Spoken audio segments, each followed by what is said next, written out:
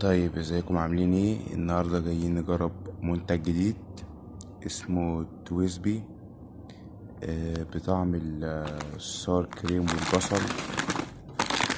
طبعا اهم حاجة ان هو يكون مصري.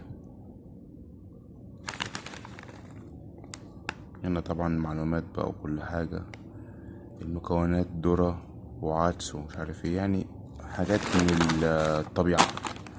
طيب الشكل مطبوع عليه والكيس حلو، يعني يا رب بقى يكون الطعم حلو برضه، يعني الشكل والكفر والرسمة يعني كله تمام. اتمنى ان الطعم يكون حلو برضه. نفتح بقى الكيس من جوه، الريحة حلوة بس مش قوية، فننزل بقى وندوق كمية كبيرة، يعني لسه في الكيس فيه. ندوق بقى، نقول بسم الله.